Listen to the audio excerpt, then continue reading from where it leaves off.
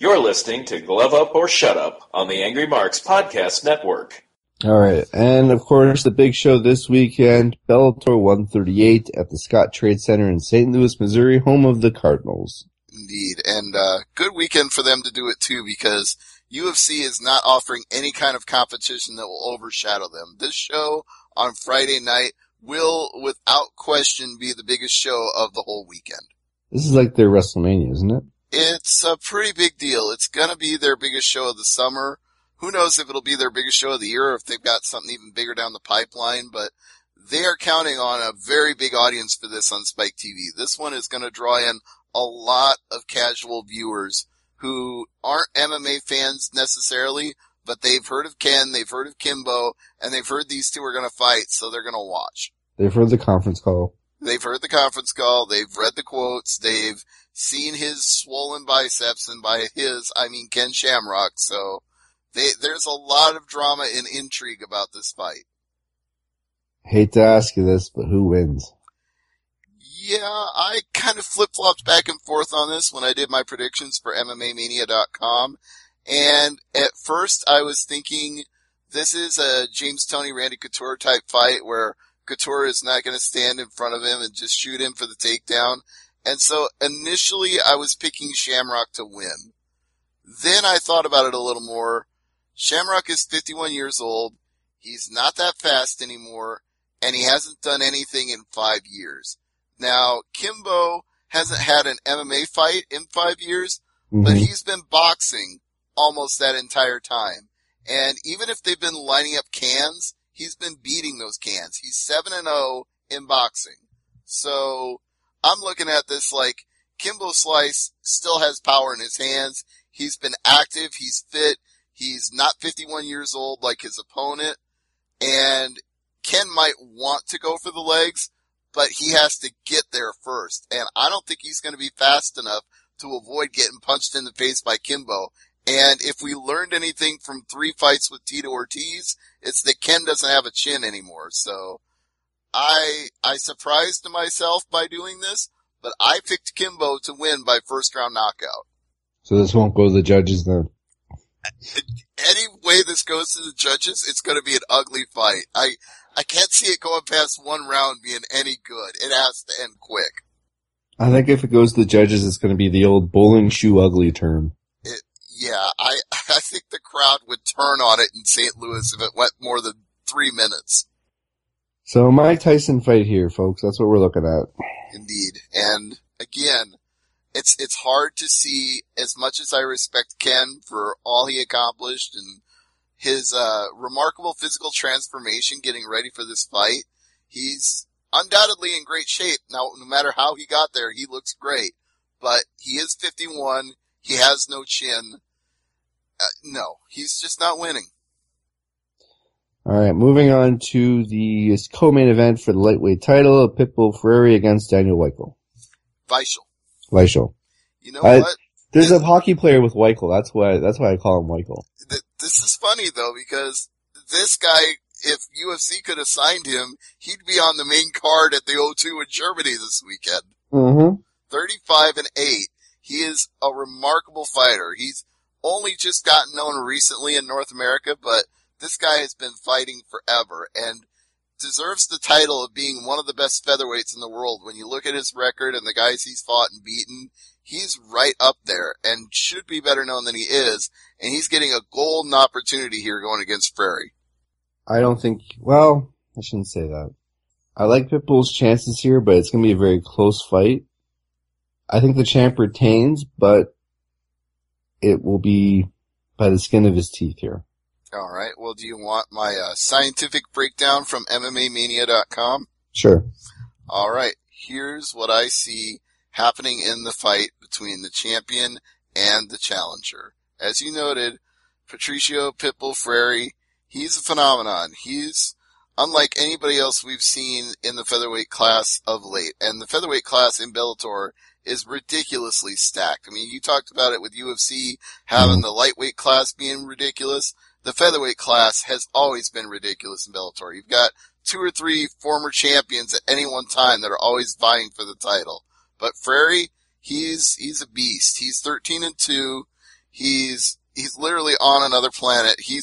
I talked about Weichel being impressive. He's got a 7-fight win streak, but Furry's got a 6-fight win streak of his own, and one of those fights was beating the last man to beat him, which was Pat Curran, to claim the featherweight title in Bellator. And the thing, on paper, they're pretty even in their age and cardio, because Furry is 27 and Weichel is 30, even though Weichel's had a lot more fights. But it's, I'm not seeing fatigue as a factor here, given they're both young and really strong. And I also don't see submissions being a factor, because with only 2 losses, I don't see Ferreira getting caught and tapped out, especially like you like to say yourself. You know how those Brazilians are with their jiu-jitsu. Mm-hmm. But Weichel does have a whole lot of submissions on his record. 60% of his wins come by submission. So what I see is it's going to be a chess match, a grueling fight. Weichel is going to go for takedowns and submissions and probably not get them. And it's going to be contested on the fence. It's going to be a lot of clinching and dirty boxing. And then once in a while, Furry will get a takedown and work from mount and probably not get a submission, but do enough on the ground to win by points. And I think it'll go to the judges. I think so too. I just don't like saying it's one of the judges, everyone. No, I don't. I want to see a good fight. I want to see a decisive winner, not 3 guys at ringside or cage side. It's like, well, I think it will be decisive. I think there won't be any doubt that Furry won, but if he finishes, I'll be pleasantly surprised. I think Weichel is going to make it a really, really tough fight. All right, next up, Bobby Lashley fights James. Whoops, nope, not anymore. Thompson. Yeah, he's getting a late replacement. Dan Charles steps in. And the good news about this is that Dan Charles is 9-2, so he's got a good record. He's won 55% of his fights via knockout or TKO, and he's on a 2-fight win streak. But this is a short notice replacement. He's not going to have had a full camp for this. Yeah. So, to be perfectly honest, Bobby Lashley destroys him. And I've met Lashley in person. He was wearing his American Top Team. I'm pretty sure he still trains with them, but he is like... swole? Yeah, that's a good word. Yeah, I met him like in 2005 or 6 when he was still in WWE, and he was swole then.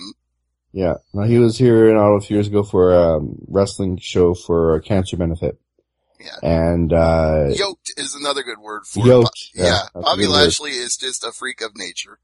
And it's funny, in the picture, you know how tall I am. I had to lean into the photo and someone goes, why don't you just stand up straight? I'm like, I am much taller than Lashley. I had to lean in so I could be at eye level with him. Mm. But he makes up for his short, I say he's short, but compared to me, but the height difference there, like he makes up for it in just the Scott Steiner type muscle mass he has there. Yeah. No, I told you about the first time I ever saw him in a dark match, right? Yeah. I knew that Vince McMahon had a reaction is the only way I put it. When I saw this guy walk out, I was like, whoa, Vince McMahon must love him.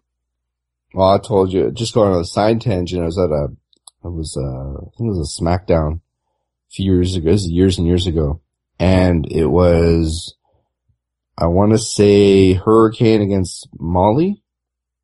And all of a sudden this guy just runs past the section across from us and runs and jumps over the barricade, goes in the ring. And I'm like, who the hell is that giant? Oh, that's Brock Lesnar. Mm-hmm. And the first time anyone's really seen him was only on the Raw the night before. And it's one of those things where you see the guy on TV or you see him on pay-per-view and you're like, oh, he looks pretty big. Then you see him in person. You're like, huh.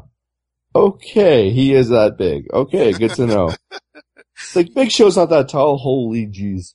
Yeah. When you meet some of these guys, you really find that out. Like, when I met Stefan Struve, it was like, yeah, he really is as tall as the skyscraper they say he is. Yeah, no, it's, some of the guys, they are what they say they are. Yeah, I think the only fighter I've ever met that was taller was, help me out here. That guy that was 7 foot tall that was talking all this shit on the message boards. That's a good claim to fame. I talk smack on the message board. Yeah, but you know what? It actually got him a couple of fights at UFC, so shit. His nickname was Big Sexy. Of course it was. Of course it was. Sean McCorkle. McCorkle, right. Yes. Forgot about him. Mm-hmm. And he won his first fight in UFC, as I recall. Yep. All right, Henry Corrales against Daniel Strauss. Yeah, this is a very interesting fight. Speaking of former featherweight champions, Strauss is one of them.